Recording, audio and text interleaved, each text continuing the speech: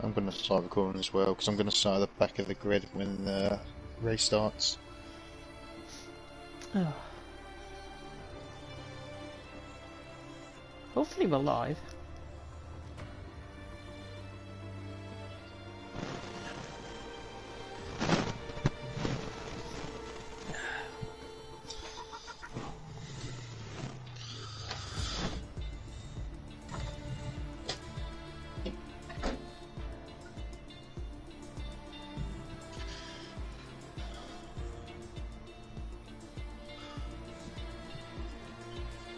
Good evening everyone and welcome along to FRL. We are here for F1 2021 and it is F1, it is Season 13, Round 11 of the Championship as we take in the Dutch Grand Prix from the Zandvoort circuit. My name is James Hay, going to be taking you through the stream as always on a Tuesday night, and back from his jolly hollies, it is Mr. Michael F1. Michael, how you doing? I'm very good, James. It's good to be back from my little week break. And did commentating go well for you last week?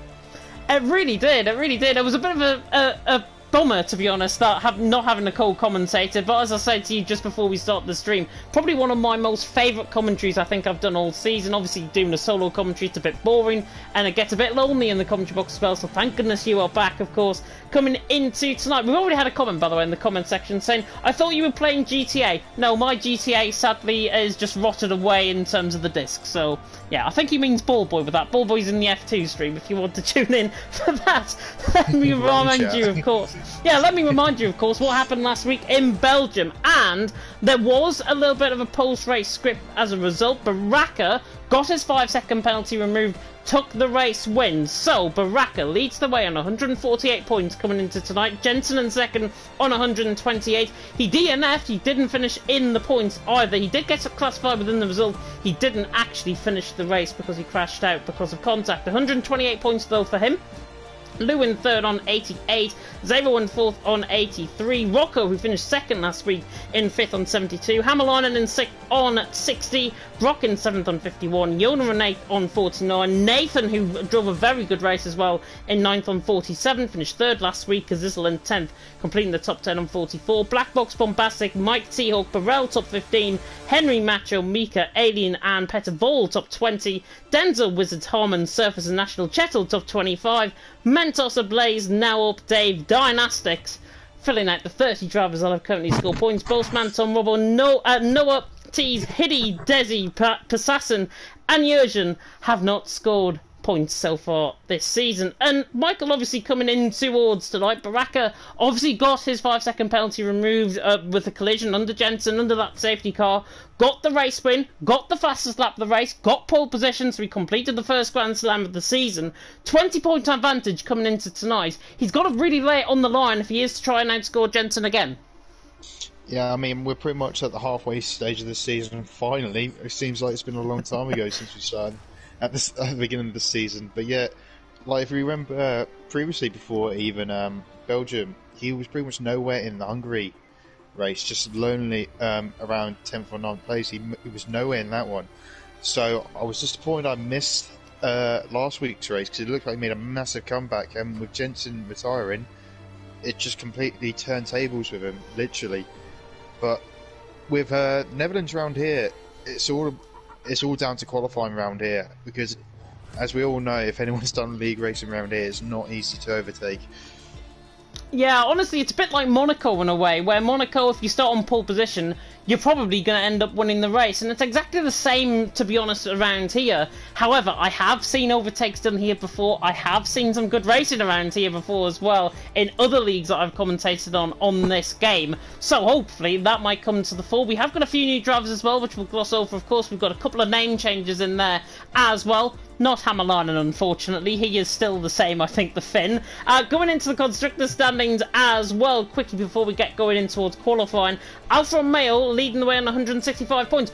None of their team actually scored points last week, so they still lead the championship at a reduced margin of 7 points coming into tonight. AlphaTauri in second at 158, McLaren in third on 132, Mercedes in fourth on 122, Red Bull and Haas in fifth on 101, Alpine in seventh on 81, Aston Martin in 8th on 67, Williams in 9th on 55, and Ferrari in 10th on 35 points. We get swiftly, as soon as I say that and come to the end of that, we swiftly get in towards qualifying around, of course, the Zandvoort circuit, brand new, pretty much to the F1 calendar, due to return, of course, in 2020, didn't because of the COVID-19 pandemic.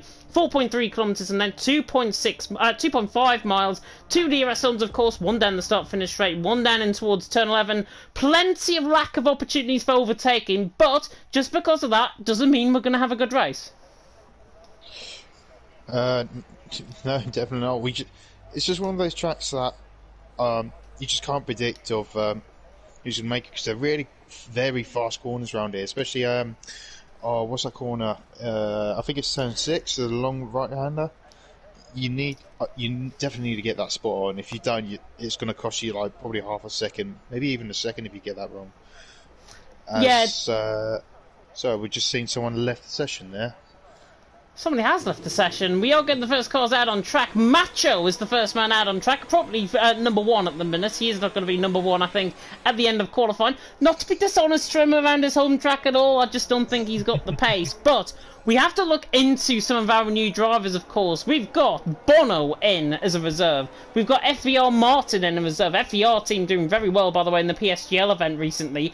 Justas, who I know from LOE Division 1, he is popping in the Alpine on his debut. And I said to you before, Michael, that Justas could be the favourite to actually get pole position around here. And if it's anything to go by from his LOE form, he should be one of the ones to beat. Yeah, well, your guess is as good as mine, because I hardly know the guy, to be honest, but you're the best commentator around it, and you probably get your physics right. You'll probably be the new Eddie Jordan for your predictions, so... But yeah, hopefully he'll do you proud, and if he does get pole, this could be really interesting in the second half of the season. Yeah, I've just seen the Discord, by the way. I think it was Dave that left the session, if I'm not mistaken. He pressed the spectate mode while he was on his phone.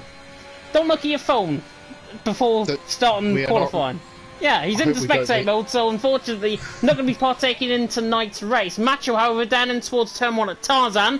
Now coming through turn 1, around his home track, he should know this like the back of his hand. Now through turn 2, then through the right-hander of turn 3, and then toward the left-hander, of course, of turn 4. And you've got to really try and get on the power. Coming through the kinks now of 5, and then through 6, Yona off to the right-hand side. They're just getting out of the way, taking the thin line. Now in towards turn 7, and then coming through towards the end of the first sector at turn 8, and it's a 31. Oh, actually, it's not the end of the first sector yet. I've jumped ahead, I think. The end of the first sector has already been. I think it has. The end of the first sector's already been. I've just totally missed that. Macho coming through turn number 10. Even the head commentator gets it sometimes wrong. Macho coming through turn 11. This is the end of the middle sector. 48.7 through the middle sector for Macho. Already got a spinner through the final corner through turn 14. I think that might have been Henry starting up on his lap. He's actually back into the pit lane. So was Henry who spun through the final corner on his out lap. Macho now coming through the final corner now. The banking increased by 30%, of course, when they remade this track.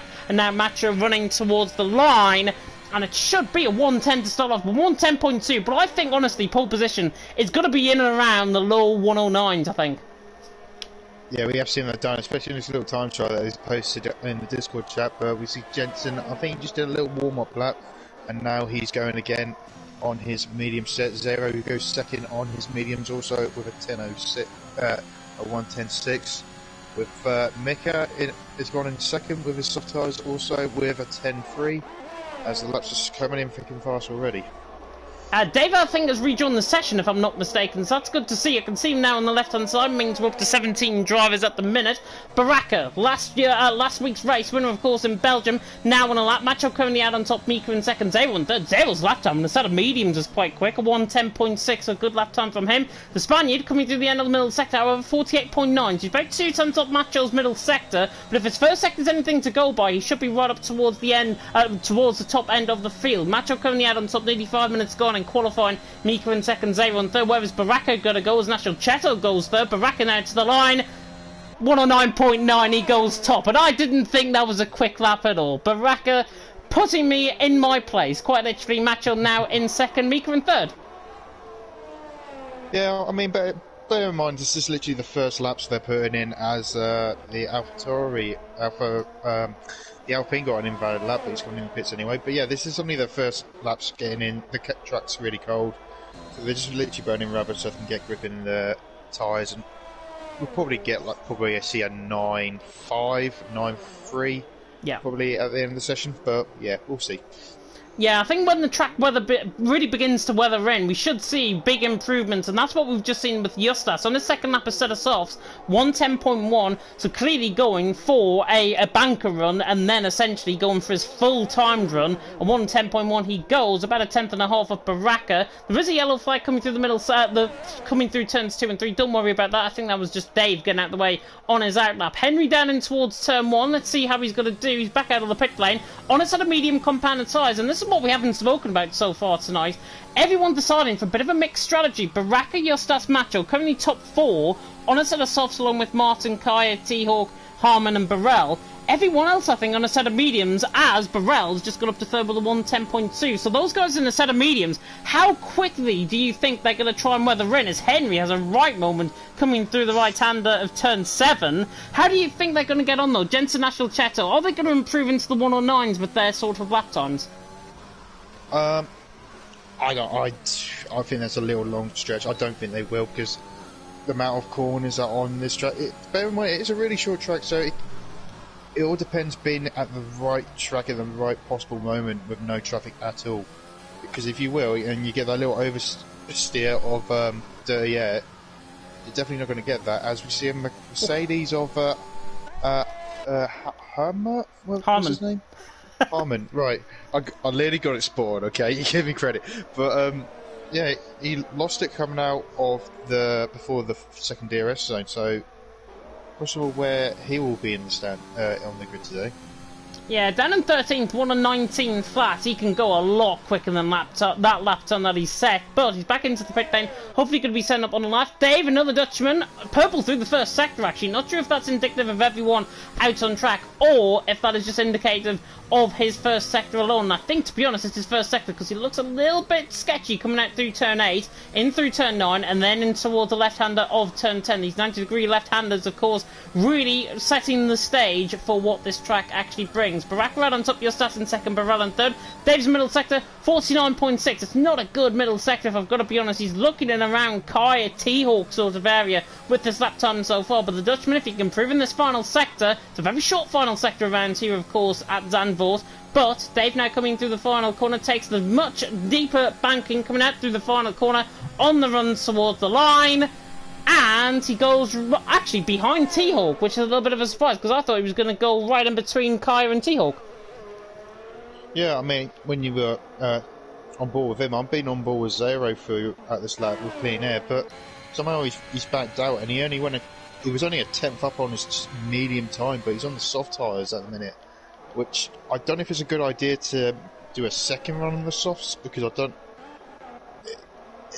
it's one of those tracks like I said before, qualifying is really important around here because it's just very rare you will see overtake around here. It's just in the typical places you can overtake is turn 1, turn 3, and probably the last corner itself. As we see yellow flags in the middle sector and the first sector as well, but I think that's just people slowing down. As we see a bunch of people on their flying laps, including Jensen.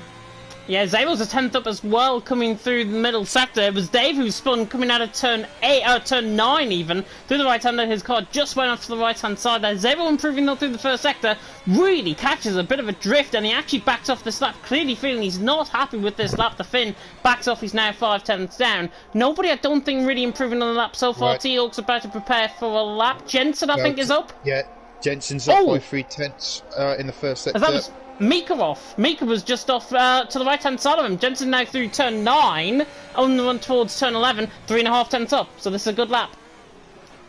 Yeah, not the fastest though, so it might be a little bit cautious this lap on the first set on the soft tyres. He'll probably go even faster on the second set, but it's not... he lost it! How did he keep that out the wall? How on earth did he keep that out the wall? He hasn't got any damage, I don't think. The Dutch fans are applauding that, looking in their orange hoodies that they've got on. Macho goes quickest with a number 9.8. How on earth Jensen has kept that out the wall, I do not know. I was on board with that as well. That was scary even to watch. I mean, fair play for him for keeping out the wall and actually keeping it going as well, because you know, like with F1 games recently, even this one, if you just stand still for too long, you just be disqualified, and he really doesn't need that right now. As this what's his name? Justas. That's the one. The guy. Sorry, I'm slowly trying to get back into it. But yeah, this is the guy that you're on a. What? Henry has retired coming through turn 8, and I'm trying to see who's on board with the lap. It's Macho coming through. Oh, and he's actually, I think he's lost it on the outside curb possibly, and the car's just gone straight on in towards the gravel. So Henry not improving, and he's going to be starting at the back of the field because everyone else has had a lap time. Yeah, that's not good, especially. Yeah, I'm looking at it. He must have went wide coming into the previous corner, which it can easily be done. But yeah, he really doesn't need that, especially if it's going to be a wet track like we had previous races from yesterday, because it can easily be a no stop as we have seen. But yeah, Henry doesn't really need that, especially he's been on good form recently. He has been on good form, and Henry now down in 17th. Dave is the only one ahead of him, who obviously has had a lap time, but because of that, Henry's down in the back of the field, regardless of if there is going to be improvements or not. Baraka now on a lap, running up in towards turn 7. This is one of my favourite corners to get wrong on any F1 track, to be honest. Baraka through towards the end of the first sector there, and now coming through turn 8, and then in towards turn 9. But Justas out on top, Macho second, Baraka in third. How is the Spaniard looking on this lap? He looks good through the end of the first sector. Middle sector will give us a big indicator, though, 109.9. It is very difficult to try and improve a lap time around here, though, at the Dutch Grand Prix. Now, Baraka is a 10th up, so actually, he's finding a lot of time, and theoretically, if he improves in this final sector, he's going to be on top ahead of Justas by about 1300ths of a second at this stage, favouring in Baraka. Now catches the curb on the inside of turn 13, through the banking of 14. Justas out on top, Macho in second, but I think Baraka's going to beat the lot, because Baraka now runs to the line, and it's a 108.9.8, and he only actually beats him by 2,000ths of a second. That's really close, especially when he had a little bit of a wiggle though coming out of that last corner as well, so he had to straighten the car up quite quickly. But yeah, fantastic lap from him, and pretty much doing what he did in Belgium, sticking on a pole where his rival is still in 9th place, which he's on a lap now. Yeah, his rival down in 9th, Jensen, of course, now starting up on a lap, coming through turn 3, and then through the left-hander of turn 4. Baraka right on top, though. Justas in second, Macho in third. 5.5 minutes to go, just over that, as the yellow flags come through the final sector. I think that was for a slow McLaren coming to the end of the first sector, so I think that might have been Nathan on his outlap. Jensen, however, coming through turn 8, or in towards turn 8 now. Again, through the first sector, not too bad. Baraka just off to the right-hand side there. Jensen doesn't look comfortable, if I've got to be honest, with this lap. He is looking quick, but he's not looking that quick. A 110.4 is his lap time so far. Will he be improving ahead of Baraka in terms of his middle sector? It's going to be tight in terms of the middle sector times. And yes, he is. 3.5 tenths improvement. He is up on Baraka's time through the middle sector. So if he can find a really good final sector, Jensen might be the one to take it on to pole position with 5 minutes to go in qualifying. Baraka out on top. Justas in second. Jensen somehow doesn't invalidate coming through turn 13. I thought that was a nigh on invalidation, as now Jensen runs toward the line and he actually backs off his lap time. So Jensen backs off, clearly feeling that he didn't think, unless he's got the stream up and realised I was on board with him. I thought that was an invalidation coming through turn 13. I think he got away with that because he backed off the throttle, but I think he's took the safer option not to sell lap time. He's still in 9th. Yeah, I was on board with him as well. And don't worry, Jensen, I had double checked the settings before we even got going. It's definitely on strict, so I'm very confused, as you are probably right now. But yeah, fair play to you to avoid that lap, but it could be really costly when it comes to the race. But hopefully you'll get that lap in as soon as possible, as who is the next driver to actually put in a lap? Nathan, I think, is one of the ones that's actually on a lap, if I'm not mistaken. I think Bono was out there as well, if I'm not mistaken. He's coming through the end of the middle sector. But Nathan, I'm on board with. He's got Mika for company ahead of him. His teammate has been giving him a good tug. He's 5,000 down through the end of the first sector. And Nathan now through the end of the middle sector. My goodness, he is improving, and he's a 10.5 up. And Nathan now looks favoured to take pole position. Could be a really good lap if he can really hook up these final two corners through 13 and then in towards 14. Currently, it's Nathan possibly going out on top, but Baraka still out on top. Justas second, Macho in third through the final corner. Nathan now running toward the line, And he does go quickest with a 109.7 and puts the fight to Baraka and turns the tables actually on Justas in terms of qualifying from LOE around here. Nathan out on top, Baraka second, Justas in third. Look at how close the top four are, less than a tenth of a second. Yeah, and also I've noticed everyone's in the pits now, and Matsu's the only one on his out lap, so this could be his good chance to actually get some clean air. See, now the track's buried in, nice and heated. He might find an extra 2 tenths and maybe be up there with those Baraka and Nathan. He could be. Starts to lap now.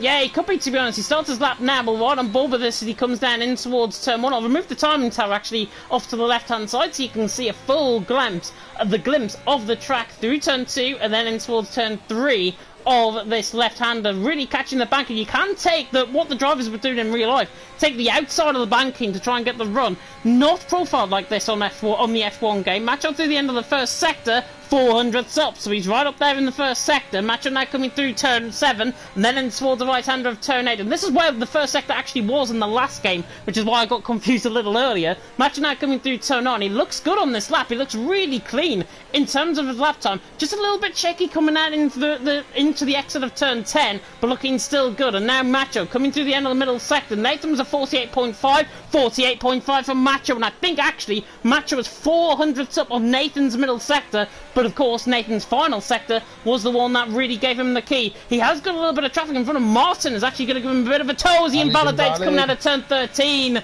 And Macho invalidates. He's going to back off on this lap. Does he come back into the pit lane? No, I think he's going to go probably another run right at the end of the session. That's only if he's got enough fuel though, but yeah, that's going to be very costly. Just those little things from the new boy Martin, who just probably put him off a little bit with the dirt. Yeah, that could be really costly coming up to his last run for Macho. But now we see, the guy who was ahead of Macho is Martin in the Alpine, yep. The AlphaTauri. As I think he's improved in the first sector. Yeah, Zavo's ahead of him actually on a lap. So Zavo is coming through the end of the middle sector now, or towards the end of the middle sector, coming in towards turn 11. He was 2 tenths up through the end of the first sector, and he's 3 tenths up, nearly 4 tenths up, coming through the end of the middle sector. So Zavo's looking quite good in terms of improvement. Whether he can match it though with the likes of Macho and Yostas remains to be seen. Martin's middle sector wasn't too bad either. He's getting a bit of a tow from T-Hawk. Has he backed off? No, he's still going. Martin's like 3.5 tenths up in the middle sector, and he's getting a little tow in the last sector as well, so he could find an extra 10 for 2. Goes up to 9th in the end. Didn't really improve in that final sector though, compared to what Zavo did. Zavo went 5th. Yeah, really surprising by that. I don't know if he had traffic in the middle part of the track, maybe dirty F from T-Hawk. Jensen, invalid on his lap. He's backed off this one. He has got enough time. He's got 30 seconds to go. We have got the timing, I think, fixed in terms of the 1 minute glitch that we normally have. So Jensen through the final corner. He's only starting up on a lap now. We've got the likes of National Cheto on a lap as well. National Cheto, I don't think, is going to get another lap in because he is backed off on this lap as well. Don't think there's anybody really that's improving. I mean, Baraka's up, down 200th of a second through the middle, through the first sector. Well, we have to see what Jensen can do. I mean, this is a second lap on these softs, so he's going to be even costly for him. But we'll see in this first sector. Does he improve? He might do. Baraka, I'm on board with. 2 tenths. 2 tenth improvement from Jensen. Yeah, he's up by 2 tenths, and has he got traffic ahead of him? He's got his teammate of all people. Probably give you a tow in the middle part of this lap. I think he's on a lap as well. Baraka invalidates coming out of turn 13, so he's not going to be improving. Justas is down through the end of the first sector as well. Macho has backed off completely. Mika's gone for a spin through turn 13 and doesn't keep it out the wall from wing damage on the exit of the final corner. Martin has retired as well. Jensen is still 2 tenths up coming through the end of the middle sector. Can Jensen put in a really good final sector? To be honest, I'd be happy with trying to take 11th position and then starting on alternative strategy, because the alternative strategy will work. But Jensen, I think, really wants this, and actually he's run out of fuel. I think he's run out of fuel, and Jensen runs out. towards the final corner, doesn't get a lap time in. Yona goes second. Good lap from Yona. Justas not an improvement. Macho's not improving either. Neither did Nathan. 109.7 for Nathan is his best. So that is the end of qualifying. It's Nathan in the end out on top. Yona second, Baraka in third. And literally what I said earlier on in the session, not many improvements found in the final laps. Yeah, not really any improvements at all, which surprised me the most. I don't know. Apparently, on your first run, it is all that matters, according to this game. But we wouldn't know what Macho would have done though, because he was on a very good lap until he invalidated. I've just seen Nathan in the comments and the Discord, by the way, a depressing pole position. He has put in the Discord. I'd be happy with the pole position around here. You could be the one that actually takes the fight to the likes of Yona and Baraka. And I mean, Nathan's form, last two races, first and third, his last two races, drove really well in Belgium, and now he's nailed it with another pole position here. So he is really going places, and do you know what? I'm going to say it. He could be a lively contender, possibly for the championship victory. Nathan out on top, Yona in second, Baraka in third. Look at how close the top five are. Justas in fourth, Macho in fifth, 800ths of a second, covering the top five, just over 500ths of a second, covering the top four. Unbelievable. Zero in sixth, Mika in seventh, Barella in eighth, Harmon in ninth, Martin on his debut in 10th. Good qualifying from him, didn't improve on his final lap, however. Jensen starting in the plum position down in 11th, National Cheto in 12th, Kaya in 13th, Bono in 14th, not the U2 frontman, T-Hawk in 15th, Dave in 16th. Henry didn't get a set time in, so he starts right at the back of the field. But Nathan, out on top, Yona in second, Baraka in third. History repeats itself, but Nathan's got one over on Justas from LOE qualifying, and that is going to be key to his chances in the race. Do you think Nathan's the new Kimi Räikkönen of being being quite depressed of being on pole? Around here, you really should be happy. It doesn't matter if you're half a second or a tenth or less than a tenth. Around this track, that could be very, very crucial. Pole position is a pole position. I mean, I earned a pole position last night, even though I finished 8th in for reverse grid, and then I was on reverse grid pole in F2. And actually, I had a good fight with Nathan last night as well. I will let you into that secret. Really good fight with him down in towards Le Com in Belgium, that was. And I was leading for 8 of the 9 laps in the sprint race. So I was very happy with myself. But if anybody is thinking, James, you're bound to get on the track very soon, no. Sorry. Do you think he's just depressed that you probably would have got pole tonight? To be honest, I wouldn't have the pace. I think I'd be around like T-Hawk sort of area, right towards the back of the field in F1. And if that's anything to go by, obviously, I'm not going to be an F1 driver. I'll probably be like in F4, which Parrot is at the minute. And obviously, a bit of controversy surrounding all of that. But away from F1, what do you think he's in F4 at the minute? Just curious-wise. To be honest, he's been put down now, I think, because obviously they've realised that he is a driver that has got a bit of talent. But then again, we're halfway through the season in FRL, and I don't think I've ever seen somebody, well, I have seen it before in FRL, but in F4, a driver getting moved down from what? I think he was in F2, down to F4. Chopping and changing is not really my cup of tea, to be honest, and I don't think it really should matter if it's the first race of the season, mid-race, or the final race of the season. If he's got the pace in that division, he should stay in that division. Simple. I totally agree. With new drivers, they probably take about 3 or 4 races just to get from where they're tube races. But yeah, coming up to halfway through this season, you should know where every driver is run out. But yeah, that's the way it is. But we're not really talking about F2 or F4. We've got hopefully a nice little battle on our hands, and for once, on this week, it's actually a dry race. It is a dry race. Nathan, of course, out on top, Yona in second, Baraka in third. Top 10, of course, qualifying on that set of soft compound tyres. Everyone else gone for a bit of a split strategy. National Cheto and Dave, both of the Williamses, going for a set of soft compound tyre. Maybe they know that there's rain coming later on in the race. Maybe they don't want to risk the tyres. But on a set of mediums, Jensen, interestingly, Kaya, Bono, T-Hawk and Henry, all on a set of medium compound tyres. Normally around this track it has been a simple one-stop, however I have seen a two-stop done around here before, and sometimes it is the quicker strategy, but I think one-stop is probably the way to go. Well, we'll just have to wait and see where it comes with it. I mean, the weather can have a major effect with these drivers. Yeah, we have to wait and see. but now we're coming up to the start of this race, and since you haven't really done this for probably a month or so, what's your top three?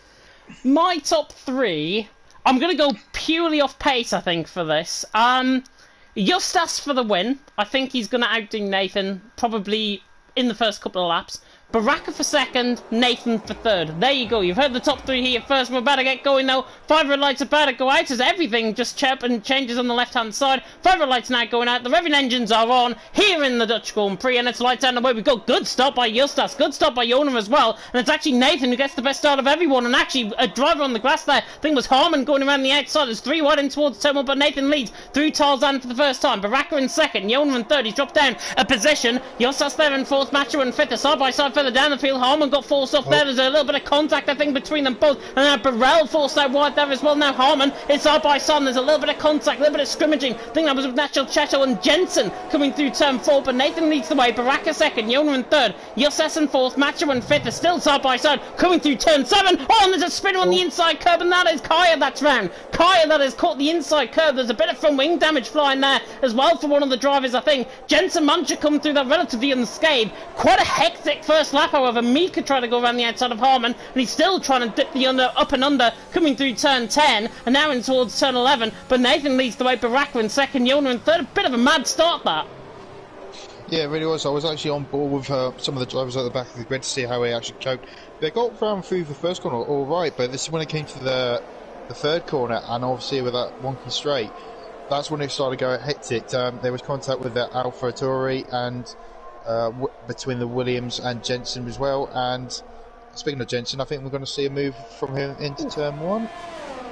I think we might as well, yeah. Jensen on the inside line and towards turn 1. National Cheto on the outside line coming through Tarzan, and Cheto hangs on. I think Jensen just backed off that. He's on the side of mediums, obviously pushing. If you saw the front wing damage, by the way, like I did in turn 7, it was Henry. His front wing completely gone. Henry back into the pit lane. Burrell into the pit lane as well. So both Aston Martins pretty much out of contention before this race has even ran its course. Mika on the back of Harmon, 7th and 8th position currently. Nathan got away, however, but Baraka now beginning to bridge that gap in. And the Spaniard, if it's anything to go by, the Spaniard is going to be right on the back of Nathan, because it looks like he's got the pace. Yeah, Jona went off, I can't remember what corner, sorry, but Jona went off, got a tyre on the grass, and now he's under pressure from just from the Alpine, and followed by Macho and Zeru and Mercedes as well. They're all pretty much together, this little group here, all in second of each other. Yeah, to be honest, the front two look like they're pulling away as well. Jona, obviously, after making that mistake, Justas is only 5/10 off him, and it's enough to try and get a big toe down the straight. And speaking of big toes, Mika on the inside line of Harmon, running down the straight. He's on the inside line in towards Tarzan. On to lap 3 we go, and Mika down the inside line. The Dutchman down the inside of the Bulgarian. A little bit of contact between them both, actually. And actually, I've just realised it's not National Cheddar at all. It's Harmon and Mika that is fighting at. The two Dutchmen are going at it, coming through turn 3, and now Mika on the outside line. Normally favours are still side by side through the end of the first sector. Davis spun coming through turn 2, but Mika is through. Lovely move that, with Harmon fighting. Mika back through, and he's into 7th. Really good fighting that, as Justas' round coming through turn 7. Oh, I missed that. I was on board with the battle you were actually watching, but he's probably clipped the curb because he wasn't really near anyone, was he? And he spun again. Then he spun into the wave. Kaya as well, luckily, has got the car going again as Cheto. Dave just gets out of the way as well. But Justas has spun down in 15th position, and there goes my prediction for P1. So never listen to me around here. Nathan leading the way. Baraka in second, Jona in third. And as a result of that, Justas now obviously spinning from 4th position. Macho has got a little bit of a gap now to try and bridge to Jona. And the front 3, because they're in a DRS train, are going to pull away as a result. And Macho's going to come under pressure from Zero as a result as well. Yeah, I mean, Zero's not even using any overtake. He's saving that battery for maybe 2 or 3 laps to get that pounce into turn 1, which is... Oh, that's late! Bono down the inside line of T-Hawk absolutely sent it down the inside line, and now T-Hawk is back down the inside line in towards turn 2. Bono somehow has stayed ahead of him. I do not know how the car is still ahead compared to T-Hawk, and Bono down in P10, up into P10, T-Hawk down in P11. I don't think T-Hawk would be too happy with that, to be honest. I think if we interview him later and we say, Bono's move on you, was it reckless or not? I think it was. I think Bono should give that place back. I didn't actually see, but when I was on went back to him. It did like the Red Bull was coming back towards on the exit, but we have to find out in the interviews. But we see Jensen slowly got the hang of his car. Now he's behind. Nathan's just made a mistake out in front. Nathan makes a mistake out in front, coming through turn 11, went too deep into the corner. Baraka is there, 4.5 tenths away, taking the thinner line, saves the ground on the inside of the banking, and now is going to try and deploy his ERS. I don't think he's going to use it. Further behind, though, Jensen, as you mentioned, on the back of National Cheto, and Cheto now under pressure. Harmon now pressurising Mika as well. He sails through down and towards turn 1, and Jensen makes contact on Cheto, going around the inside line. Cheto is off as well, Jensen is off, and they both recover, and I think Jensen, probably more at fault of that, backed off completely, wanted that Cheto in front of him, and that's what he's done. And I think Jensen realises he doesn't want to get into a little bit of carnage like he did last week underneath the safety car. Yeah, I don't know if it's on his mind really. I hope he hasn't lost too much focus with the little damage he had last week.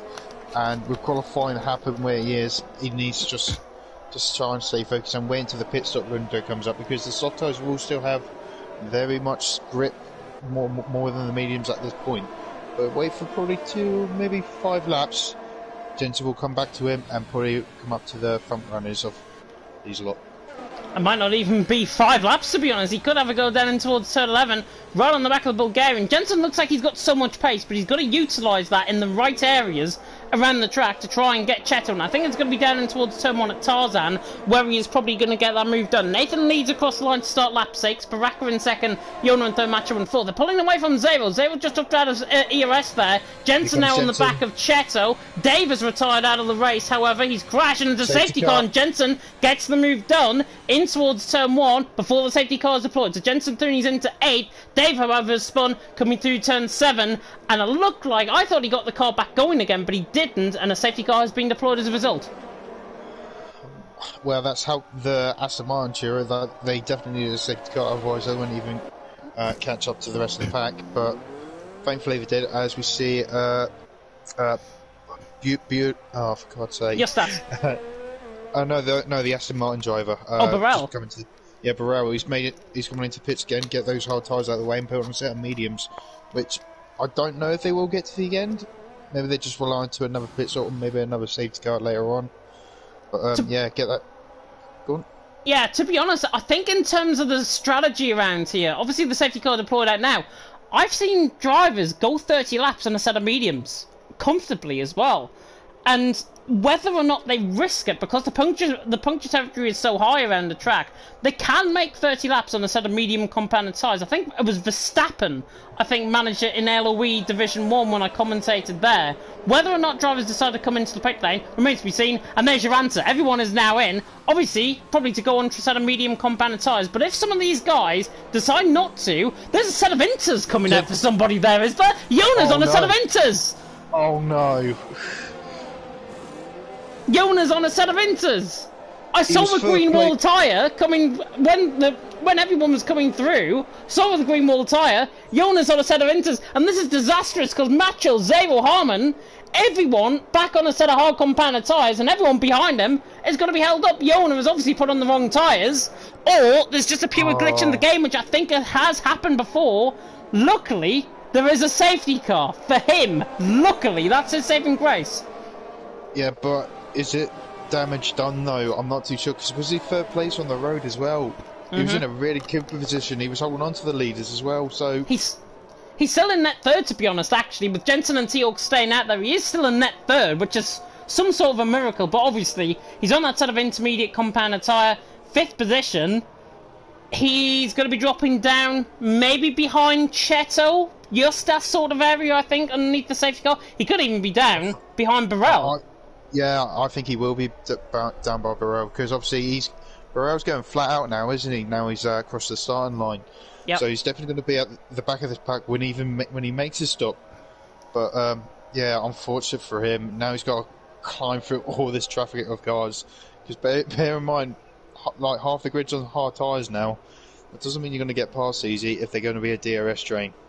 Yeah, the hard's probably the tide to be on. They're going to be so shocking the first 10 laps on this stint, but when they get into the groove, they really, really fly in terms of the set of hards, and it's on the set of mediums where drivers are going to struggle. Nathan, Macho, Zero especially are going to struggle. Yona, by the looks, however, is coming back into the pit lane, and actually, I thought that was another driver coming in. Was that T-Hawk trying to come in the pit lane there? Yeah, I don't know. Is that allowed to be done? Can you go in? I know you have to cut the line to go into the pit lane, but can you come back out? I think so. I think he was just probably duking Jensen, to be honest, into try and making a stop. They're probably both within the same party, so probably T-Hawk, Jensen certainly know what T-Hawk was doing, but they're still in the safety car. Yona, by the way, has rejoined in 15th position, so as we said, behind Burrell, and obviously the safety car is probably going to be in this lap, because Henry's coming through turn 1 there at Tarzan. Yona, 15th position, on a set of hard compound tyres. Damage is probably done, but on a set of mediums ahead, Yosas and Burrell, if he can keep up to those guys, he's got a good chance of actually featuring later on in this race, I think.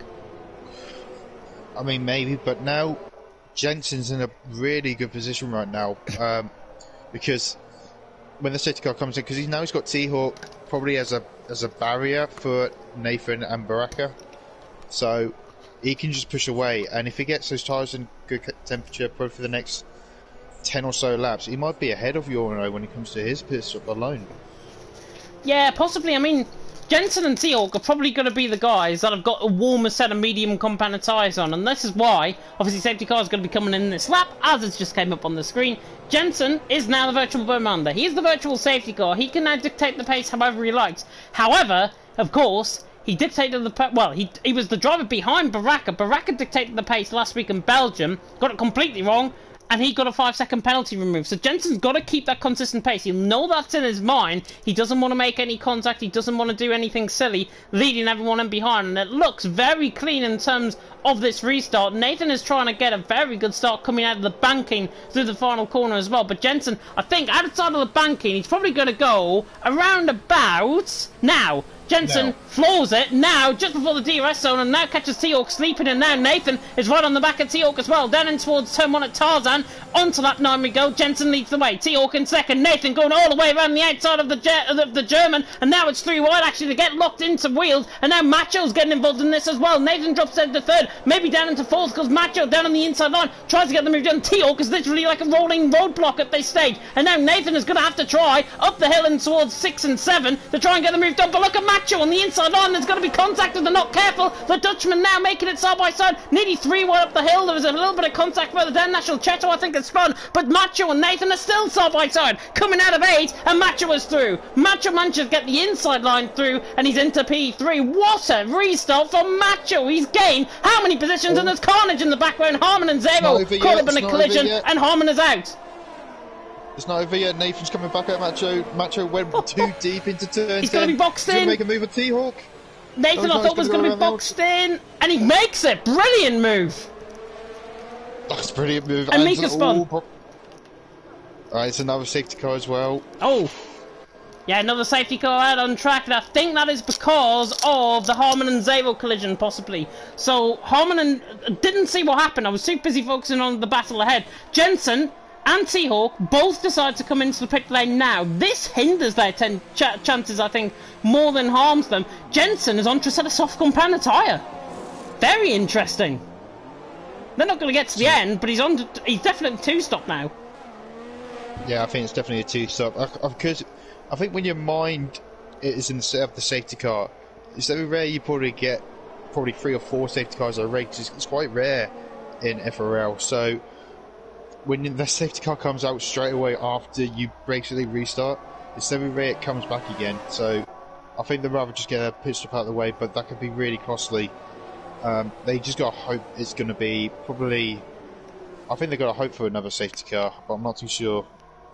Yeah, Harmon's left the session, so we thank Harmon obviously for attending. What I think happened there, and I'll try and dissect it from what I actually saw, I just saw a Mercedes sideways, basically, is what I saw. And Harmon, I think, must have spun on the inside curb coming through turn 8 for the car to happen to do that. Zabel was obviously behind them. Ghosting system failed. Contact. Zabel down in 8th position now. And he, I think, is rather fortunate because most of the fields came in behind him. Harmon, obviously the unfortunate one, he's out of the race, obviously playing no further part in this race. But I think Harmon probably made a mistake by himself or got a little bit of a tap from him behind. And Zero was just wrong place, wrong time and caused all sorts of carnage in behind. So I think that's probably what happened there. Yeah, I didn't actually see what happened, but I think it all started with the ultimate defences from T-Hawk, where it was like it's like shopping for Christmas. There's like a lot of queues behind T-Hawk. It's like there's no patience whatsoever. I mean, Barack Lilly lost it coming out of turn 1 as well. Thankfully, he managed to keep it. It looked like he desynced though, from my point of view. Oh! But as we see, Jensen speeds into the pits. Set a soft compounded tyre off, set a mediums on, and Jensen's race, all of a sudden, has gone from bad to even worse. Maybe that's what he was trying to do then, but so... Mandatory 2-stop. That's what he's done. Set of softs, onto a set of mediums, mandatory 2-stop. And Mika did the same thing, I think, as well. Yeah, well, Mika's gone on the hard side, which... It's a worn set as well. Okay, so it has still pretty much a medium tyre coming up to the end of the race, possibly. Harry's bringing up the rear, still on the set of mediums that he did he start with them when he made his pit stop? I'm not too sure, but... Yeah, I think Henry came back into the pit lane, and I don't think they've got tyres left from qualifying, fresh tyres, to use. And that's why I think Mika and Henry were on one set compound of tyres, compared to everyone else ahead of them, T-Hawk down to Jensen, all on a fresh set of mediums. Yeah, safety car in. We see the safety car in. But it was a great start from Macho being very patient. Unfortunately, he went a bit too deep into turn 10 before the DRS zone, which Nathan got back at him in the next corner. But he's in a really good position for his home Grand Prix, which we haven't really seen him in this position for quite a while, I believe. Yeah, he has. Martin, Kaya, Bono, Yona, all, by the way, Dutchman as well. 4th, 5th, 6th, 7th currently for them. And they're doing quite well as well. Macho, however, going to try and get onto the back of Nathan. Running down in towards Tarzan. Nathan really needs a good start on this safety car. Otherwise, he's going to have Macho chomping at the bit. And Macho was quick underneath the first safety car restart. And he's going to get going very soon indeed. Nathan is waiting. He's waiting. Not like Jensen. Still waiting. He's going to cause all sorts of carnage if he's not careful. And now he says go. And Nathan absolutely floors off the restart. Great restart from Nathan. Burrell's caught up with that as well. And it's back underway. And there's 3 wide and behind. Down in towards turn 1. Nathan leads the way. Macho in second. Barack in third. Yona and Bono side by side. The 2 white Red Bulls going side by side in towards turn 3. And now Yona on the inside line gets the job done on Bono. So there's a position gain for Yona. He's up into 6th. Cheto and Burrell side by side as well. And actually T-Hawk gets caught up in that as well. And now Burrell and Yostas run on the back. And it could be 3 wide through the kink of 6 and 7. And there's a little bit of forcing up there. Yostas' hand of rage going up. And now Yona dropping down positions, trying to get the move on Kaya. Still side by side though between Yostas and Burrell. And there's contact between them both. And Yostas in the wall. And he's out the race. And that could be a 3rd safety car. Burrell now down in 14 as a result. And that could be another safety car. Yeah, I was on board with Jensen. Yeah, I'm surprised it's not a safety car. That was a big hit in a fast corner. But yeah, I was on board with Jensen when that happened. The Alpine lost the back end coming out of that turn 6. And it pretty much ran into... Who is it? Was it the Aston Martin? Burrell. Yeah, so there was no fault of Burrell. The Alpine just lost his back end, to be honest, going side by side, which is just not... You just can't do that round here. It's really a thin track with these white cars. But the top 5... Yona spins! Yona spun out the final corner, so it cut in, and now Jensen is side by side actually with T-Hawk, which was what I was going to come on board with. T-Hawk around the outside, Jensen, around the outside line of T-Hawk. Gets the job done. Lovely move by Jensen. Throoney's into 9th. Burrell is retired in the pit lane. Yona is out of the session. Well, he's not out of the session. He's certainly pretty much out of this race now. Fresh set of front wing goes on. Fresh set of mediums go on as well. Yona really not happy, I think, with that little spin coming out through the banking. It is very difficult to get the banking wrong. And when you do, it costs you, and Yona down now in 13th position. But Nathan, as we rightfully said, if he was to get a good restart, that's exactly what he's done. 1.3 seconds ahead of Macho, and Macho seemingly has got no response. No, but he's got Baraka for company on the hard tyres though, but he's holding it well.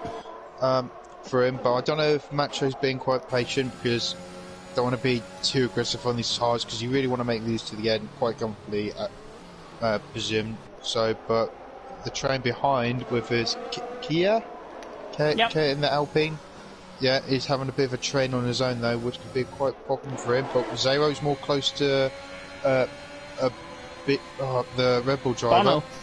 Yeah, and he might. Would he make a move down here? No. He's saving his ERS very well and tyres, but there's a big DRS train as T-Hawk goes wide into turn 1. Ooh, and Mika gets caught. Yeah, Mika gets caught sideways. Yeah, I was on board with that as well, and Henry is just on the back of him, just watching. Oh, Bono's made a mistake, somebody cut in. Zero now down the inside line through 6 and then up the hill in towards turn 7. Job done for Zero. He's through, he's into P6. Jonah has pretty much retired, I think, out of this race. He has now 5-second penalty speed in the pit lane. He is now retired in the race. So disappointing, I think.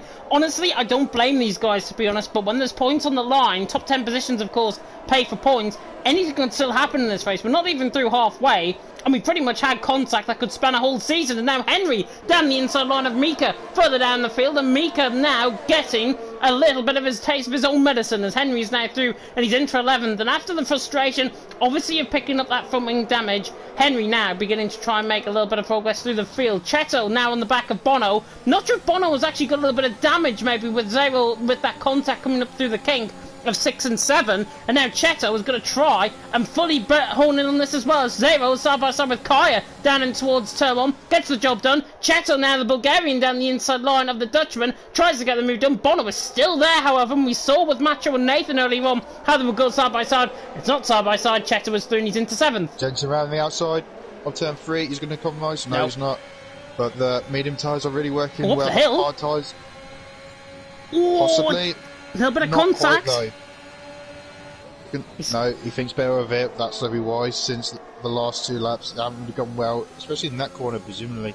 But yeah, the mediums are working well so far. It seems like the hards are not really up to temperature just yet, especially with this battling going on. As you see, the Red Bull just snaking a little bit. It seems like he's not getting temperatures on these tyres, and now Jensen's got DRS on him. He's got overtake as well. He's going to get this move done into turn 11 probably. No. If you risked that down the inside line, there would have been contact between them both. I think Jensen just played the smart card there, if I've got to be honest. He didn't want to go down the inside line. There would have been contact. He would have gave Bono side port damage as well. But now, down in towards turn 1, this is best opportunity. And now we can really bring in the gap to Bono down the inside line in towards turn 1. Even with the ERS not in operation, Jensen is through down the inside line. He's into P8. Who said you couldn't overtake around Zandvoort? I think that was me, but but no, Bono, he didn't even use any overtake out down there, which is surprising because it looked like he had very good shell on speed, so he could have held on to Jensen. But I think he's probably just waiting, hoping until he comes back at the end of the race, which is probably more likely. But Jensen is now on a charge. But remember, he's got that 5-second penalty, which speeding in the pit lane, you can't really get that off around here. Yeah, definitely not. Nathan leading the way, by the way. Macho in second. They're beginning to pull away from Baraka. But I'm more interested in Nathan is now being caught by Macho. Obviously now within the DRS range, he only leaves the session. Macho 6 tenths away from the back of Nathan. Before the DRS was actually enabled, he was less than a second away. So Macho has been gaining on Nathan without the need for DRS or ERS. And he's doing a solid job. He's now beginning to get those tyres online. And now he could think about, well, obviously not a move down in towards turn 1, but later on in the race, he could think about if he's quick enough to try and get the move done on Nathan, possibly to win his home Grand Prix. Yeah, probably his first race of this season as well, which I hope it will be over the moon by. But I think he's got the perfect gap to Nathan. He doesn't want to be too close, so he can lose that front tyre and grip. As we see an Aston Martin spun. Henry. Yeah, he's lost it. I don't know if it was a light dive bomb. I'm not too sure, but VSC. He's left the session and he's caused a VSC. Yeah, he's got no front wing on the car, so that's probably why the VSC's been deployed. But again, another driver leading the session. I know he's been very frustrated tonight, obviously, with his performance. And again, I don't blame him, but he's 2 positions off the points. Anything can still happen in this race. And the thing is, he retired on... Well, he didn't retire. He left the session on track, so his AI is still going to be out there, so that's going to be even more bad news for him. if he returns next week, he'll probably get a quality ban. That I'm not too sure. Yeah. But yeah, only 11 drivers into this now, and we're only just over halfway distance already. Yeah, halfway distance already, and I think this race is honestly becoming more like Japan in terms of the curbs around here. Really catching you out, and honestly, as now I think we're about to get racing once again. Nathan has now floored it down in towards turn 1 at Tarzan. Macho and behind. We're still sticking to the Delta time at this stage, and Nathan currently there. Jensen is into the pit lane, interestingly. I think it's for Sedasovs. He's got to get to the end on those tyres, I think. Sedasov compound tyre, 5-second penalty. You may as well get it removed within the pit lane. DRS now enabled. It has cost him a bit, obviously, with the VSC now ending in the safety car period. Jensen, obviously, is just on the exit of the pit lane now, so he's been cost, I would think, 6 seconds, 7 seconds as a result of that VSC. I mean, maybe. I mean, what position was he in? Was he in P6? P6, P7, around that sort of area, I think, yeah. Yeah, I think he was in a very good position as you see Henry's AI coming in, but putting myself hard, so that's convenient. But yeah, but good start by the top two, still keeping each other company, still that 6 tenths gap, which is good. As Macho put in the fastest middle sector of the race so far. So, yes. So let's look at the battery power. They're both on the same amount of overtake available, obviously using it on this straight. But yeah, Macho's really doing a good job of keeping Nathan company, or is Nathan... I think they're both in their own little world at the minute, not really pushing each other too much. Yeah, Baraka is obviously losing time. Look at that. 3 seconds now, the gap pretty much down in towards turn 1. Zero trying to close in on Martin. Doesn't get the move done down in towards turn 1 and Martin stays in P4. Good showing actually on his debut. And he's actually best of the debut runners so far. Kaya obviously down in 6th. Bono down in 8th position. Mika down in 9th. So obviously Martin doing a fantastic job in terms of him, but he's on a set of hard compound of tyres, and coming up against Zero on a set of mediums, you're probably who I'm going to bet on to try and get this move done, and it's probably this man here, the Haas, on the back of the AlphaTauri. AlphaTauri runs wide coming through turn 7, and now through turn 8, and Zero right on the back of Martin, but the FVR man doing a solid job, and CPI Zero in behind will be hoping to try and get this move done. Maybe into turn 11 if he's close enough. However, I'm liking Martin's lines. Taking the outside line, coming out in the corner there, gains him the time on the exit. And Zero didn't manage to do that. Zero, out of the dirty air, didn't want to try and follow that line. I think if he's wanting to try and get the move done, he's got to follow his lines. I'm not too sure. I think it's 50-50. Because if you're taking the exact line that he's taking, like the front end's going to be getting away from you, as we see. Macho doing the fastest lap, only 4 tenths the gap now. So is Macho actually pushing? Oh, Zero to the outside line on Martin, tries to get the move done on the outside line through Tarzan. Coming through turn 1, they're still side by side, nearly get caught on each other, and Zero hasn't got the ability to go all the way around the outside. He might do here though, around the outside into the bank in turn 3. This will be an insane move, he can pull it off, and Zero now Martin are still side by side, and Martin just about slams the door shut on the Haas, and that is defensive driving, possibly at its finest. Martin is still in P4, Zero in P5. I think, to be honest, Martin, car ahead, defensive driving, perfect. I think that was right on the limit though. There was big wheel banging, probably contact Zero's front wing, but he should be okay. But that's gonna get onto Zero's skin now, and I think he's determined to get this position in the next lap, whatever the cost really, because he knows he's got the fastest car, he knows he's got cars behind him to give him company. So I think he's going to get it done in the turn 1. Yeah, Kyra and Chetter as well, 6th and 7th position, and now latch onto the back of this little queue of cars. Zero gets a little bit slidey coming out through the final 2 corners of 13, now through 14, and this should be job done. The inside line's there, go for it my son, says Zero, and now down the inside line, in towards turn number 1, gets the move done. He only had to wait a lap, but he's still through. Zero's through and he's into P4, Martin down into P5, and Kaya had a cheeky look there, but Cheto looks as if he's got the pace compared to all of these guys. He's on a set of medium compound tyres, on a fresh set of mediums as well. Obviously botches turn 3 slightly, but look at the run he gets on Kaya. Now up the hill and towards 6 and 7, obviously not going to be close enough. Nathan leads the way, Macho in 2nd.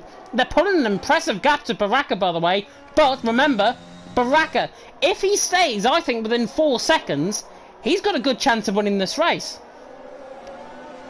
Yeah, possibly. I don't know when the crossover is from the mediums and the hards gets better to mediums, but The Williams driver is still over the back of the Alpine. He's probably got a good run here, actually. As the Alpine doesn't go defensive. Is he going to make the move downside? No, he thinks better of it. But, yeah, good little train here so far. And who knows, Martin might come back at 0 coming at the end of the race, as it's still in the second. Yeah, Cheto right on the back of Kaya. Kaya's looking under pressure now, and the Bulgarian has got to try and get the move done. He has had good transition, obviously, from the qualifying into the race in the past, and Cheto's just going to use that to his good effect. He's not using any ERS, however, down the straight, and quite frankly, why shouldn't you? Because he's on 71% of ERS, Kaya's on 30% of ERS. He's got 40% more in terms of the ERS to use up. I'm actually surprised he's not using up to try and get the move done sooner rather than later, because he's looking so much quicker at the banking there. He just cannot capitalise up the hill. Yeah, he has to get that move done into turn 1. Yeah, he might. It's good to have more battery, but you're losing. Oh, you're just going to lose time, because remember, he might be on the mediums. Those mediums might go off at the end of the race, and that's just going to change the crossover point from the hards being the better tyre near the end. So he needs to get this move done, and plus he's got he needs to get past Martin also. So he's just making it harder for himself at the minute. He is making it hard for himself at the minute. Nathan, 5 tenths ahead. Macho on the back of him. And now, all of a sudden, Macho looks like he might want this down in towards turn 1. Uses up that ERS. He's not going to be close enough still. Down in towards turn 1, but doing a fantastic job still. Nathan leading the way. Macho in second. They're still pulling further away from Baraka. About 4 seconds now, the gap. 0 in fourth. Cheto again on the back of Kaya. Not really going to get the move done. I think the second safety car has really spread the field out. Jensen, by the way, has now begun to caught the back of T-Hall, finally beginning to get into contention in this race. But on a set of soft compounded tyres, he's going to be really nullified. But T-Hawk obviously ahead of him, he's going to get the move done. But then he's got a 7.5 second gap to catch to Mika. And I don't think that's going to be done as Cheto on the inside line, down in towards 7. Oh, I thought he was going to go for it, he didn't. Yeah, he was. He's got no battery to defend either. Kia as well, as he naturally can probably see. He's got sideways as well. Down inside line, job done. No contact either. What a move, what good reaction from him as well, thinking that gap was not going to open. What a fantastic move. Now he's got the space he can just push for now and try and save some tyres and now attack the AlphaTauri driver of Martin, which we have seen is no slouch when it comes to defending. Yeah, definitely not. Cheto now through and he's into 6th. I think Kai might be struggling maybe with the tyres. Oh, and he nearly struggled coming through the final corner. He spun the car coming through the final corner. Luckily kept the car going still. Kai there in 7th. Bono in 8th at the stage, and Bono doing a good job as well. He's just latching onto the back. Martin looks like he's beginning to struggle. Obviously got a little bit of free DRS there, I think, from Henry's AI car, who's now been lapped. Macho, however, 4 tenths for the lead of the race. Macho's now beginning to get on with this, and I think, honestly, Nathan, if I was in Macho's shoes, and if I was listening to the stream right now, I'd be putting Nathan under so much pressure, because he can collapse under mistakes. I think he did, but you probably have to save energy though, because they're both on similar battery uses as well. So if it can use less energy on that main straight, because I think DRS is quite powerful around here. It's pretty much like overtake, just using DRS alone. So if he just uses less of that, he's going to make Nathan very vulnerable coming up to the end of the race. But yeah, fantastic drive from these two there up front. Yeah, Nathan takes a thinner line, gains him the time coming off the banking once again, and still leading the way is Nathan. Cheto now on the back of Martin. Martin looks under pressure for the first time, I think, from the Bulgarian, and the Bulgarian now closing in all the time down in towards turn 1. Is he going to try and lunge this down in towards turn 1? No, thinks second of it, and Cheto stays in P6. Yeah, but he can't be patient. Remember that his tyres might go off near the end of the race, and it's just bringing Kia back into the fight as well. So maybe that's what Martin's plan is. I think that's what he's trying to do. He's trying to get the other two to come up so they can join the fight and keep him busy, so he can actually pull away, probably chase Zero from the end of the race. But Zero's doing a good job also. So is Baraka. They're pretty much in no man's land, the P3 and P4 at this stage. So the closest battle on track is literally these guys in front. With Martin holding up this little train here.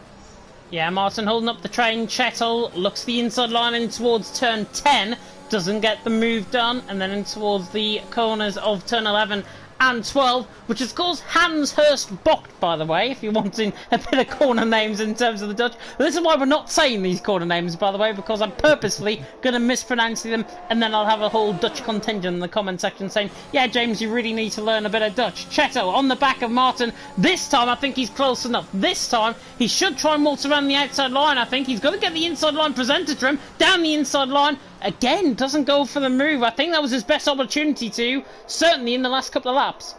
Yeah, no overtake as well, which is just not good at all. Because, like, I mean, it's good to follow a car dead on because you're just getting DRS. As Zero, I think Zero made a little mistake because I'm pretty sure he had a big, massive gap than he did. Is this tyres going off already? Yes, that's by the way in the Discord. I've just seen him put, how can the driving be so bad? Tapped at least 4 times before he's taken out of the race. Yeah, driving standards, of course. Things certainly around here at Zandvoort, I've got to say, a little bit disappointing tonight. Hopefully they will improve, of course, next week. And that's what we all want, of course. Clean driving standards and clean racing, like we mostly did, to be honest, last week in Belgium. Nathan leading the way, Macho in second. Lap 27 out of 36, 3/4 of the way through. And if anything was to go wrong at this stage in the race, we are now 75% race distance. So that means these guys, currently within the top 10, are guaranteed points at the very least. Cheto again, on the back of Martin. Is he close enough this time around? Martin actually gets DRS from Zero. See, we're right in saying Zero made a mistake. Martin now detracts away any sort of attention from the Bulgarian in behind. Bono now on the back of Kyra as well. 5-way battle for fourth now beginning. Something's wrong with Zero. I was just on board with him. His steering wheel, I believe he's on the steering wheel, which oh yeah. Is, yeah, I think something's wrong with steering connection. Throttle input as well. Martin's been blocked as well, and Zero actually pulls off to the right-hand side. And now Cheto could try and capitalise on this as well. But Martin Thuni's into P4, Cheto in P5, and Zero, I think his wheel might have disconnected or something. It's something setup related. We've got to probably be honest with that. Cheto now on the back of Martin, and unfortunately for Zero, P4 finish, ending up now down in P9. He's got obviously issues. Cheto is going to try and capitalise this on down and Martin in towards turn 11. Doesn't get the move done. Nathan stays in the lead. Macho second. But Zero, whatever's happened to him, obviously he's fallen down. It looks as if, look at the throttle input actually, going down the straight. It's full throttle, full on the brakes. Yeah. So he's fine in terms of the throttle input. It's actually the steering wheel, I think, that's affected. There's now Cheto on the back of Martin. Down the inside line. Easy job. Down in towards someone. Gets the job done and he's into P4. Finally, he's used overtake on the pit straight, which he was missing for the past probably 7 laps. Which I don't know if it will be costing, but now he's finally got that free air. He's finally got that track that he desperately needed, and Zero retires as well. It must have been the steering issue. I was on board with him as well, and I noticed there was something wrong. And as soon as he was driving again, I think he went back to his pad, and obviously the pad wasn't working for him. Yeah. So unfortunate for him, he'd done such an amazing job to be where he is. Yeah, these things happen though. In sim racing, obviously, setup failures, whatever has occurred, obviously, for Xavier, we are gutted for him. I've got to be honest, he was driving such a solid race. P4, he should be proud of his results, I think, nonetheless, and should be proud of his performance, because he was actually beginning to pull away before that happened to him as well. Macho, 4.5 tenths for the lead of the race now, on the back of Nathan, running down in towards turn 1, and this is now Macho's first opportunity to try and get a run down in towards turn 1 on him. Doesn't though get the move done on Nathan, and Nathan leads the way. Macho in second, but you feel with Macho now, time is of the essence, and he really needs to get a move on for the lead. Yeah, with just a handful of laps to go, he's used all of his overtake just to try and get that move done, but unfortunately it did not work. Zabel's pad disconnected, so he's actually on the pad and his pad disconnected. So that's what's happened. I'm guessing he was on the steering wheel, or was he always on the pad? I think he was on pad, yeah. Yeah, I did. Yeah, I noticed when I was on board with him, he was switching in that first sector. It's just, I know the feeling, Zero. I know when a pad doesn't work for you, especially last season. So I completely understand, but I know you're just definitely disappointed with that. But unfortunate for you, you did an amazing job. But yeah, back to the lead though. We've come up to 6 laps to go. Macho, despite he's got less overtake now. He's still keeping Nathan for company. He needs to just literally save his energy at this point if he wants to carry on putting the pressure on with the last lap, because he could have easily bottled it, and we have seen him done it earlier on in the season. Yeah, it's between, honestly, these two now for the race win. Lap 30 out of 36, 6 laps to go, well, 7 laps to go actually. Nathan leads the way, Macho in second. They're 6 seconds ahead of Baraka. Baraka has just not got into this at all. And the Spaniard, obviously, he's driving in a bit of no man's land at this stage. And unfortunately for him, I think he's been found out because he's got a DRS train behind him, a DRS train in front of him, and he's stuck in the middle of you. I mean, yeah, it could be possible, or it's just... Oh, or come maybe on! You didn't get that! What? There was a pun in there somewhere. You might... what kind of punning was that? It's just from a song. Something to the left and something to the right, stuck in the middle of you. That song. You might have to sing it for me properly. Definitely not on this stream. Goodness me. But anyway, back to the race itself. Macho is still with Nathan. Again, he's not really saving ERS, and that's going to be critical come to the end of this race because, like, this is your home Grand Prix, and that's the race lead ahead. You need to save up all your energy to get this lap. He's trying to right now, but I think it's a moment too late for him. Yeah, stuck in the middle of you, by the way, from the Steelers wheel. That song. Clowns to the left of me, Jokers to the right. Here I am, stuck in the middle of you. Didn't get that. Terrible. I'm terrible. What song was that invented from? I've heard. I don't know. It's from a film, I think. Only English people will know this, by the way. I'm sorry, Dutchies. Alright, what year was that from? Oh God, I don't know. I really don't know. We're currently in... I might be old, alright, but I don't think I'm that old, and if you listen to that song, then you're a bit of a weirdo, to be honest. 1972. Oh God, you're... I thought stick to commentating from now on. I don't want to know what you get up to in your spare time. But yeah, Macho, still keeping company, but not saving any ERS. And to be honest, with a handful of laps to go, I think Nathan probably has got this in the bag. He has, to be honest. He's controlling this race, but he's still got a big threat in behind. And Nathan's tyres, I just think, are beginning to let go. Possibly enough for Macho to now try and draw in, down and towards turn 1. Look at the closing speed as well. Macho just hasn't got any closing speed. Underneath them, Nathan's doing a solid job. He's controlling this race, but one mistake can really turn this race now in Macho's favour.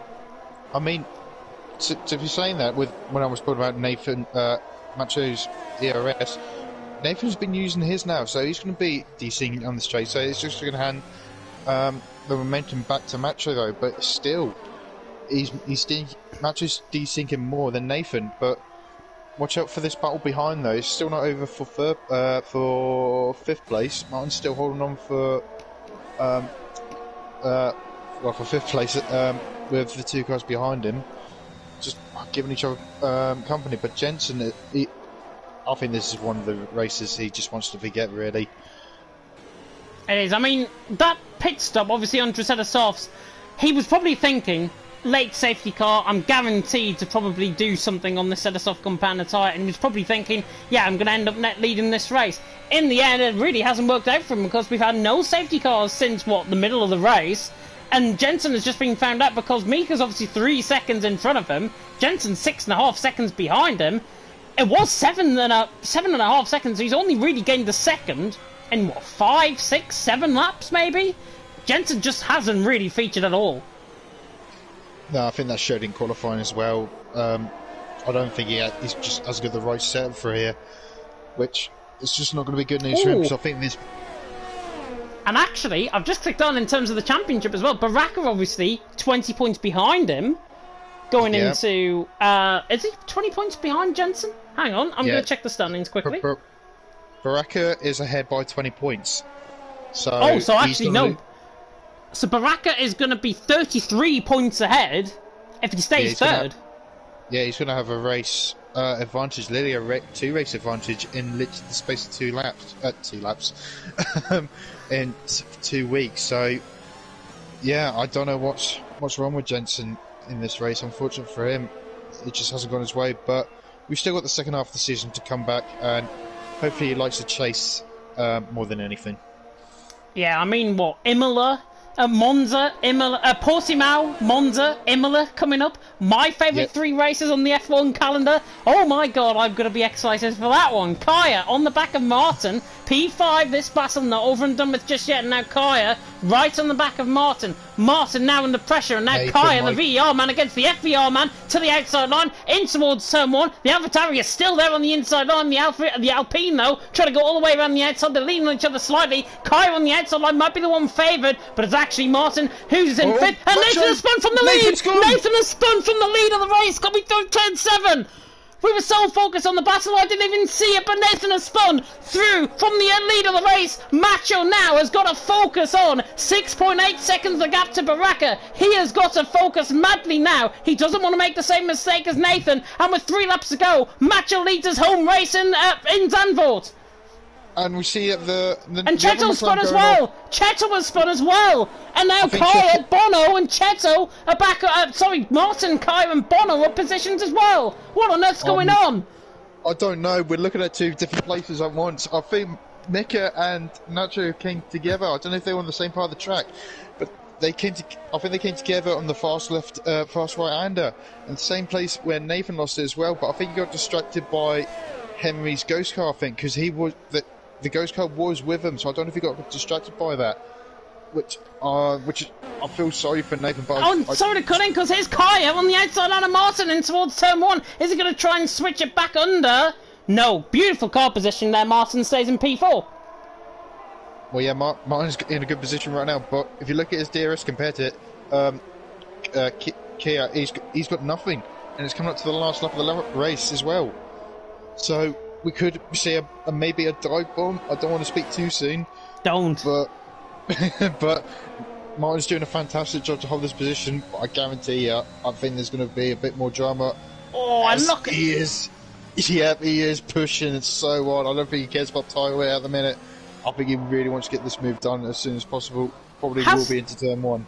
Has Nathan got enough to try and repass Baraka? It's only a second the gap. It's still reachable, but he has only got 8% ERS. So Nathan, I think, still in P3. Oh, Baraka's got 46%. I think it's going to be game over for Nathan. He's outside of DRS as well, coming across the line. Or is he actually? Yes, he is. Nathan doesn't get the DRS. Onto the final lap we go. Macho leads the way in his home race. Baraka in 2nd. Nathan in 3rd. Kaya on the back of Martin. This is certainly not done with. Down in towards turn 1. Look at the closing speed of the Alpine. Now going to draw alongside in towards turn 1. Bono's going to be here, trying to pick up all the pieces if they make contact as well. But Martin and Kaya make sure that they stay clean through turn 1 and they remain in the same positions. Bono, though, probably just waiting in behind, waiting for a mistake from both of them. I think that's what he's doing, but I think that could be a little too late for him now. There's only one proper place you can actually make an overtake. Is that Nathan? Nathan spun again! Yeah. Nathan has spun again! He's reset to track, has he? Yeah, I'm not sure. Yeah, he did. I did see them on the mini-map. He was at one place and then he just respawned onto another part of the track, so I believe he did respawn. Oh. He's just gone from bad to worse, and it's probably going to give her a 10-second penalty because of that. It has. But through the final corner, the final corner, Macho to the line is going to win the Dutch Grand Prix.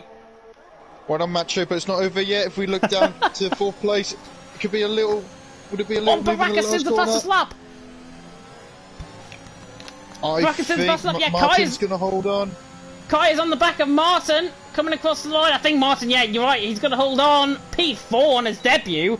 Good stuff. Kaya 5th, Bonham in 6th. Really good debuts on. There's a lot of carnage coming across the line. Cheto in 7th. Teal'c, I think, spun, if I'm not mistaken. Yeah, he's got nothing wing, actually. Jensen across the line to finish in 8th. Mika across the line to finish in 9th. Teal'c, obviously, we're going to be waiting on him. He is going to finish in the points as long as he gets home. Henry's AI car has already came across the line. And obviously, with him being an AI, I don't think he even picks up any points anyways. But Macho has won the Dutch Grand Prix home race. And he does it, albeit with a big stroke of luck with Nathan spinning in front of him. Yeah, I think it was something to do with the ghost of Henry's car because he was involved in that. But unfortunately, we just didn't see what actually happened. I would love to have seen that. But it was really quiet in the middle part of the race until the last 4 or 5 laps. But fantastic for Macho though. He deserved every bit of that victory as Nathan did as well. But Teal'c through the final corner. He's going to come across the line. He's going to back off towards the line. He's going to do complimentary donuts. No, he gets a move on and he finishes in P10. Oh, what a dramatic ending to what has been what a dramatic race that was. And now the Dutch Grand Prix has ended. Driver of the day, what about the in-game fans? Bono. it's been a quiet one for Bono. I'm not too sure about that. I mean, who would be your driver of the day? I know who mine would be. Well, put it this way, for Bono, it was a beautiful day and he had a lot of elevation out on track. And if you didn't get that one, then you deserve to look it up on Google. For me, driver of the day, as much as me pains to say, I think Nathan. I honestly think Nathan deserves driver of the day. Obviously, that spin and the goal-induced car obviously spun him out. But until then, he dominated the race. And he was going to win it if that AI car didn't get involved. And Nathan drove such a solid race, I think he's my driver of the day. That's fair play, I can understand that throughout, especially starting from pole. Not really controlling the race, but he had it very firm in his grab, his very firm grip on the race win, so I can understand that. But I would give it to Mathieu personally, because the season that he had, it's been mostly down from him, but he really delivered where it matters. His home Grand Prix, and he just pretty much shined and upper expectations, if that makes sense. But yeah, I think he's my driver of the day of this race, and well deserved. Yeah, I mean, yeah, Nathan getting very annoyed, I think, at Henry's AI car, and we literally said he left on track. And because he went, why didn't he retire the car in the pit lane? Is my first question. And well, obviously that has cost Nathan the race win. That has cost Nathan the race win. And there's no doubt in my mind the stewards are going to have a look into that, certainly. Well, that's why we have these rules. Like at any league race, this is why we have these rules. So there's not any advantage gained to anyone else, basically, because that little stuff can really put you off, and it obviously put Nathan off today. It's just not what he deserved at all. It did. I always say as well, driving inside of an AI car, it can really throw you off. Threw Nathan off for the spin out of the race when controlling it, and it was so unfortunate. I think we're going to have to try and speak to him. I'm going to transition over into the interviews party right now, and I will see you there. Going to join that now. We're getting quite a few drivers in, actually, in terms of the party, but we're now going to transition through, and I'm going to return back to my screen all of a sudden, and we are going to now interview the man who has finished, luckily, I've got to say, in P1. Macho, your home race. Did you ever think you were going to win this?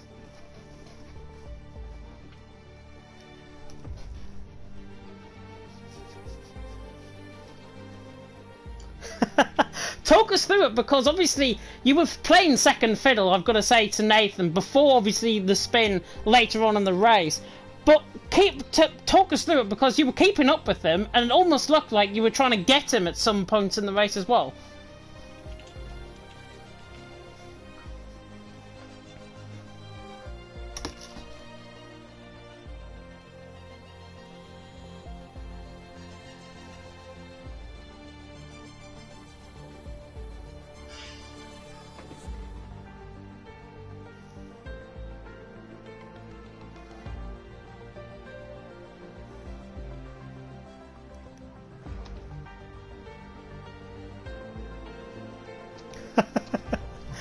We don't want any swearing on the stream. I think obviously we can appreciate that you are absolutely ecstatic, I think, in terms of the result. But talk us through that spin from your perspective, because obviously Nathan spun in front of you. What did you see, and was it induced by the AI of Henry?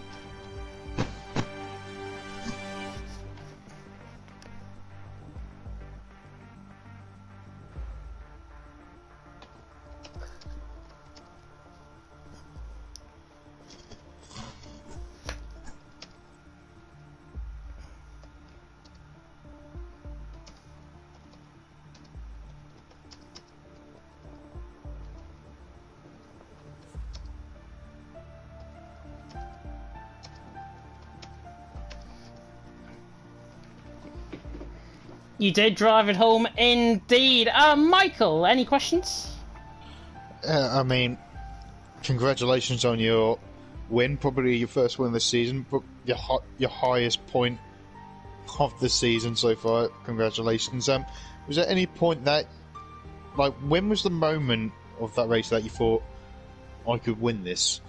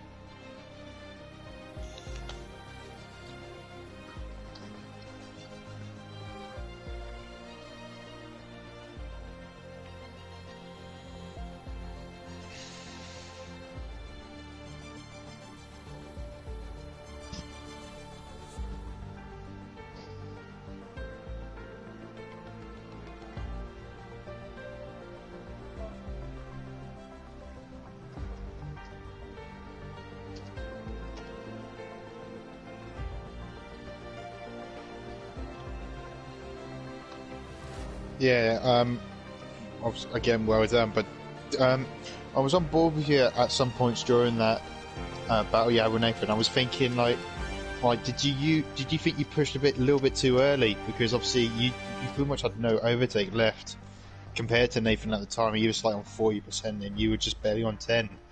So, did you thought you pretty much thrown your biggest chance, or do you think there was still hope down the line?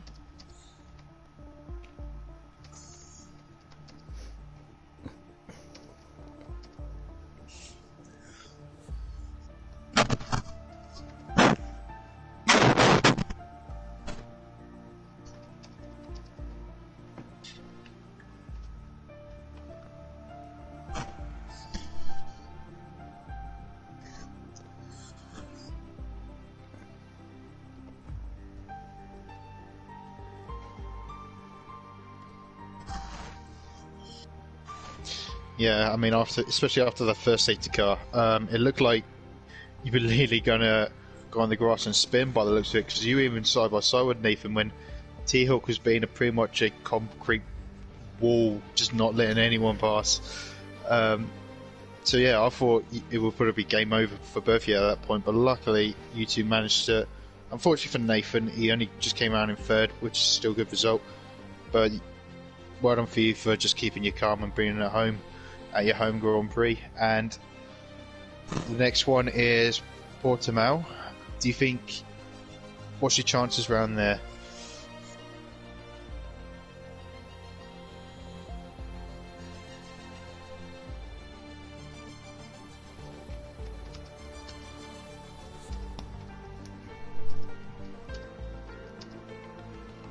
Well done. And one more question, like, because of this win that you have, because you had an up and down season, do you think this pretty much motivate you to get some more points just for the team perspective?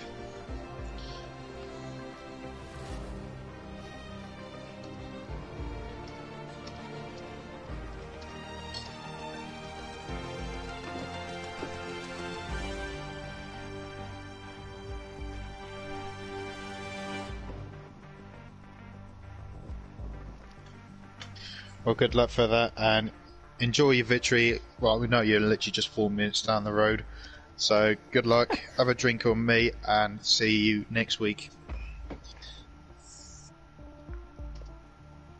You're welcome. Very welcome indeed. And now we'll move on to the man who, of course, finished in P3 and was obviously the unfortunate, well, I wouldn't say benefactor of that spin. It was, of course, Relentless Nathan. Nathan, obviously continue on your good form. First and third, of course, in the last 2 weeks. Another third position. Up until the point you spun, you were dominating that race. Talk us through it. Yeah, I mean, I'll try to stay calm because I'm annoyed. But, yeah, obviously, quali was was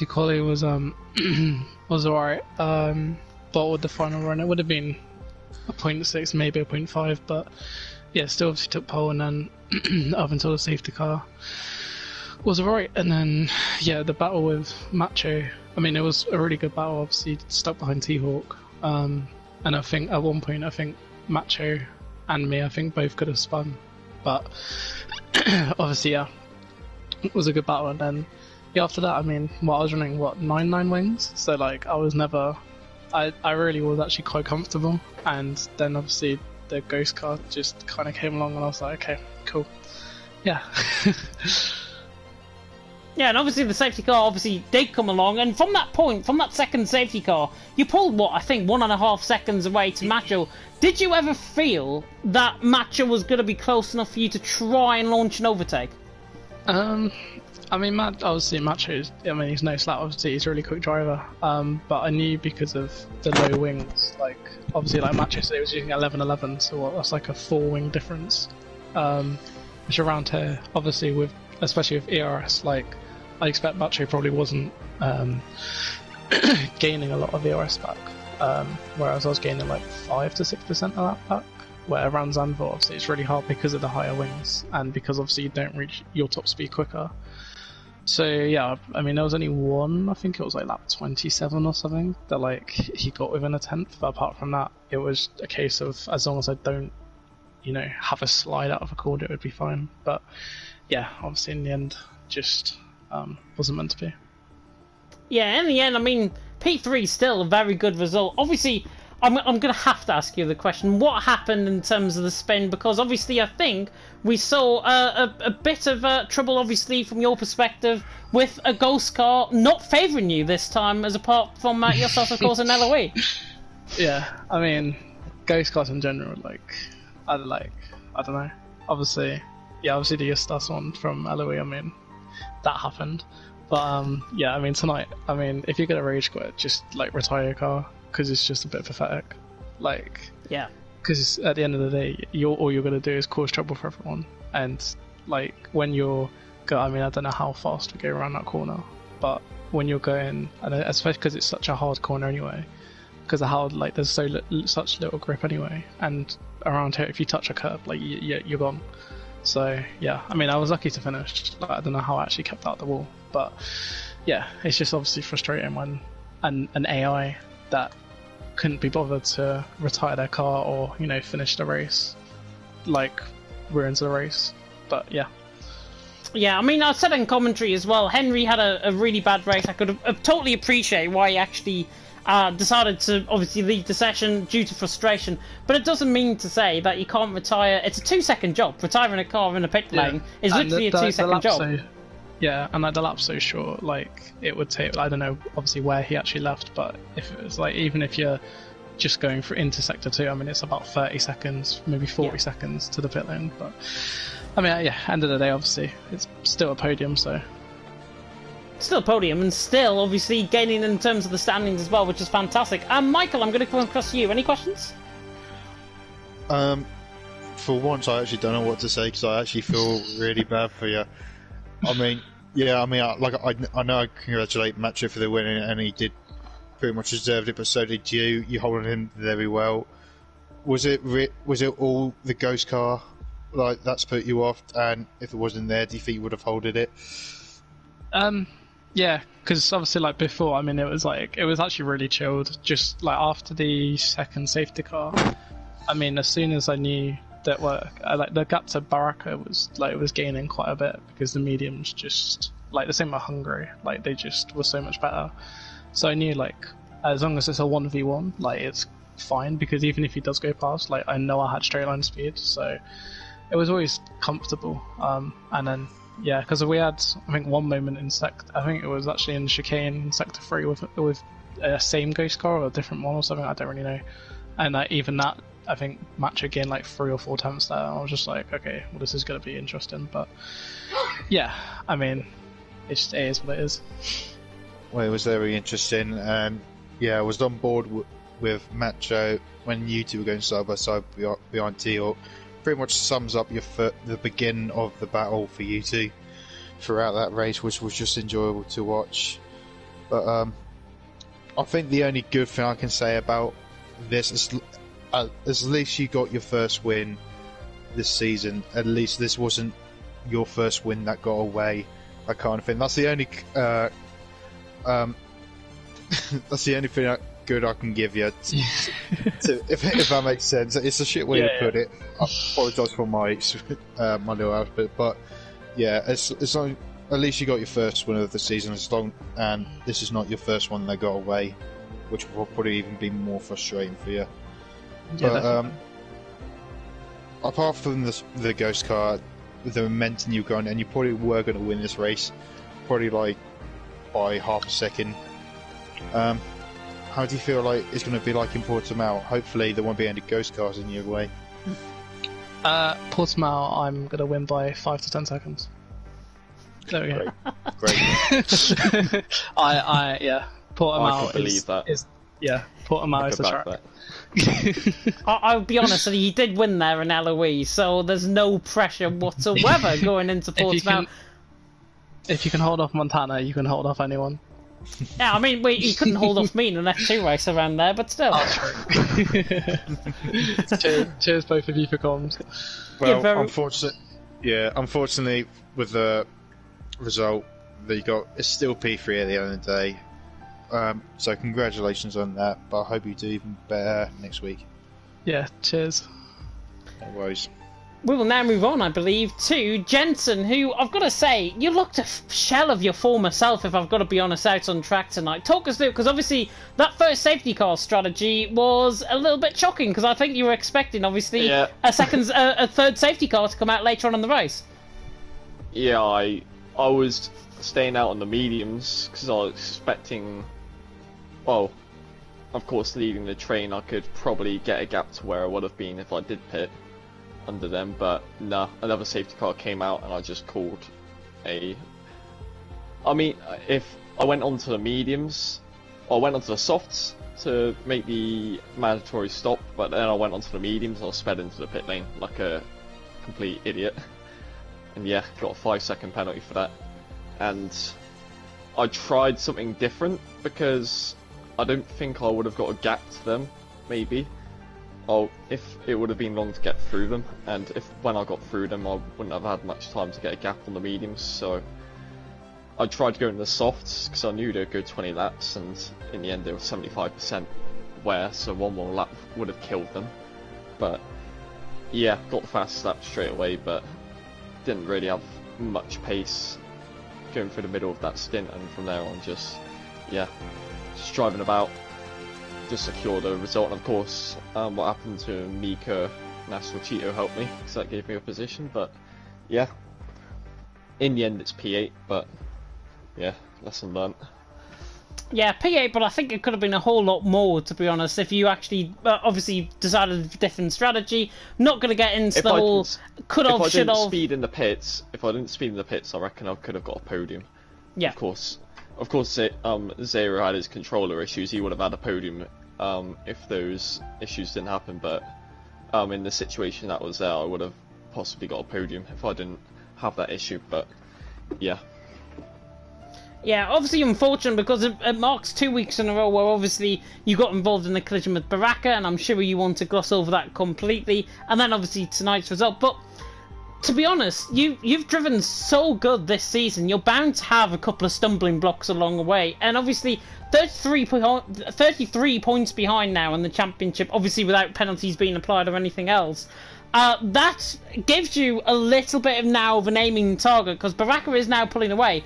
But what can you do to try and bring that back? Yeah.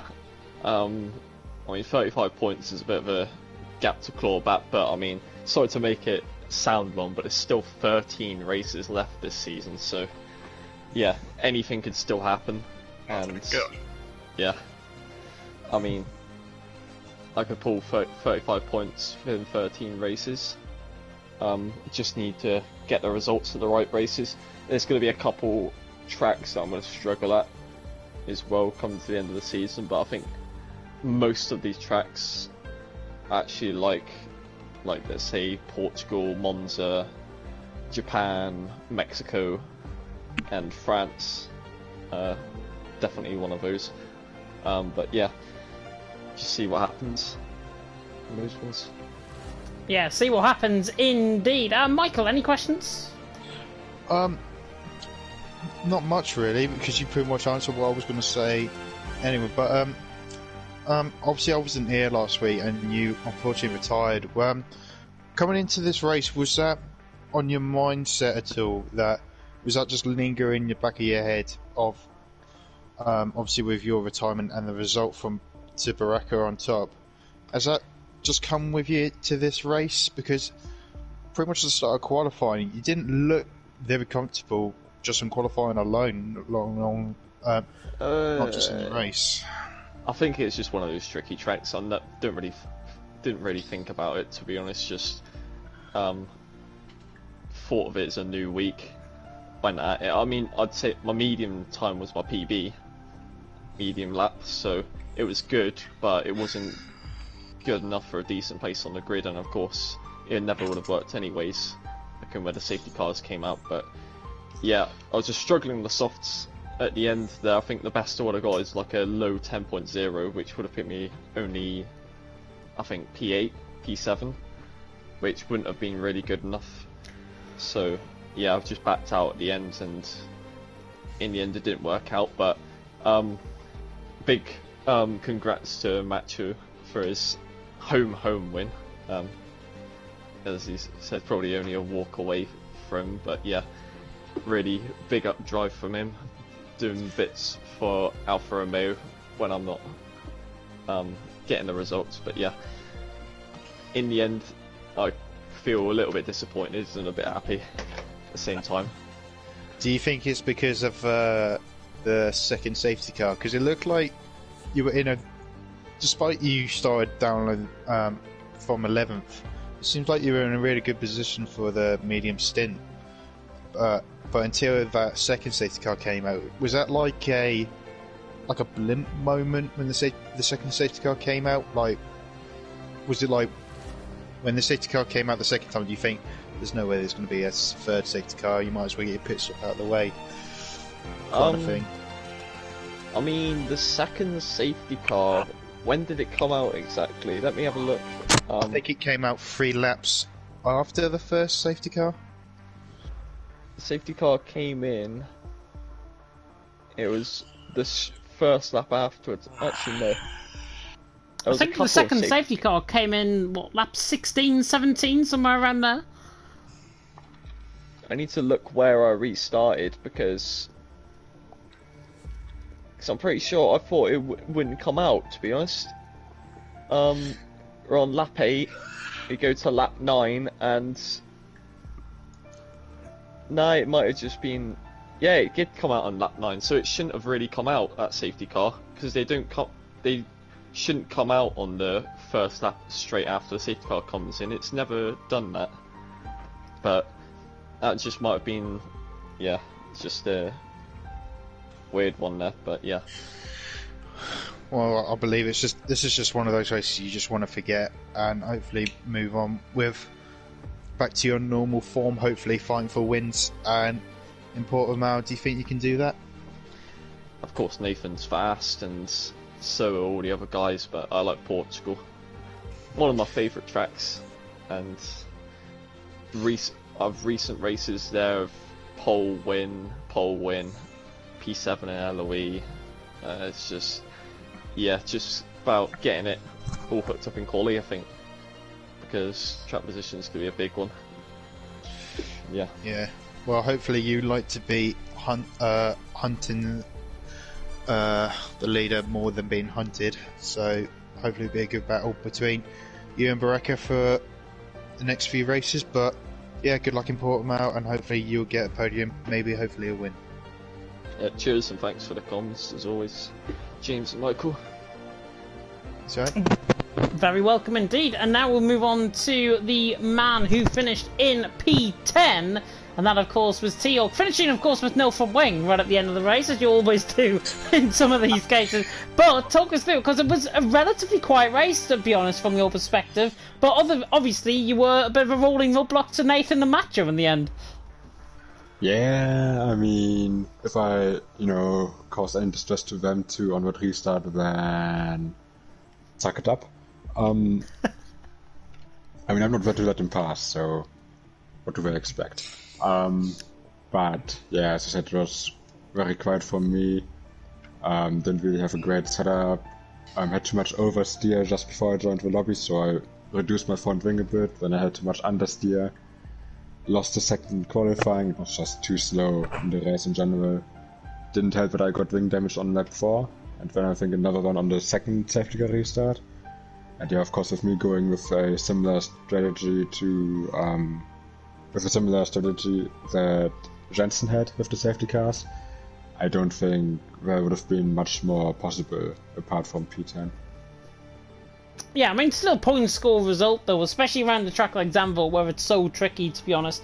But talk us through that safety car start, because obviously you were, I think, second behind Jensen on the first safety car. Then obviously the second safety car came out a couple of laps later, and you were right towards, like, what, 11th and 12th, I think? But talk us through that, because did it affect you in any way going forward, like, longer term in the race? I mean, the first safety car, I was actually kinda thankful for that, because I thought, okay, a couple of medium runners are gonna stay out, the rest is gonna be stuck behind them, and me and Jensen can just drive off into the sunset. But as it turned out, Jensen and me were the only guys that stayed out. I did try to stick close to Jensen on the restart, got quite a decent restart, but Nathan got a better one, so I just had to defend. And yeah, I think just that decision on the first safety car to not pit pretty much decided the race, because I think the only tire I could have chosen there would have been a set of hards, but I don't really like the hards, so I don't know what else I could have done with the second safety car. I mean, it was just one lap later, so the hards still weren't an option. Softs wouldn't have made it, so similar to Jensen, I just had to hope for a late safety car where I can put on the softs and then try to gun it for the last couple of laps. And yeah, of course that didn't happen, so yeah, to put it short, the first safety car very much did decide the end of the race for me. Yeah, it did decide the end of the race for you, which is unfortunate, but again, point scoring finishes should be very happy with that. Michael, any questions? What were you doing in that defensive? Wow. Yeah. Yeah. What was going? I kept it all clean. But yeah, it was a good defensive driver. To be fair, It's pretty much the same question that I had to Jensen. Did that second safety car pretty much ruin like your best chances for you? I don't know, because given that I think the second safety car came out one lap after the first one has finished, so it was quite similar, I guess, in that regard. The only choice that I had there really was, do I pit or do I stay out? Which would have probably been more chaotic if I would have led the race to the green flag. But yeah, as I said, the only options that I had at the second safety car was either going for hards or sticking on the mediums. And I didn't want the hards, so I just had to hope for a late safety car for soft. So yeah, I wouldn't say that it's necessarily the second safety car that ruined it. It was more the first, but both of them definitely didn't help me out too much. Unfortunately, well, there was a safety car, but it was only a VSC, so I don't think that probably would have helped you at all. So I think it was just damage limitation for you. You were just trying to get the car to the end, just hopefully get some points, which eventually you did with amount of retirements and a little bit of rage quit here and there. But yeah, do you think you could have done any better today, or are you just happy like this kind of race was over? I mean, with the advantage of hindsight, you're of course always smarter. Like, I think I could have done some things. Maybe could have put a bit more front wing on my setup to have less understeer.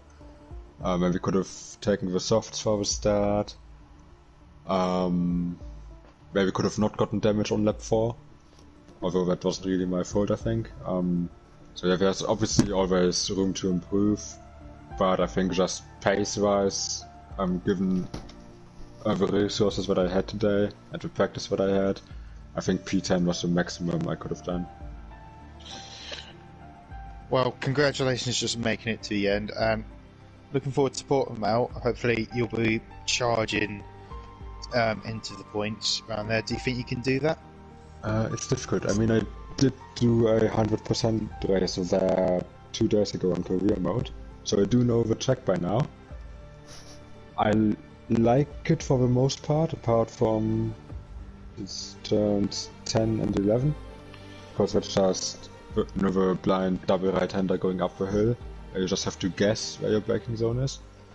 But apart from that, I think it's a fun track, should be great for battling, so definitely keep your eye out for that. And well, I hope that I won't be as slow around there as I was around Sandward.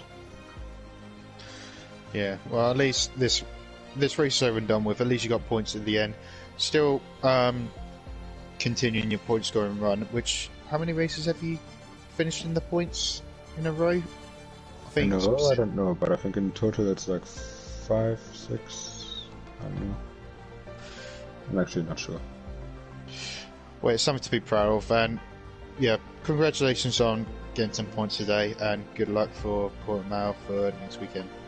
Cheers, and thanks for commentating as always. Thank you.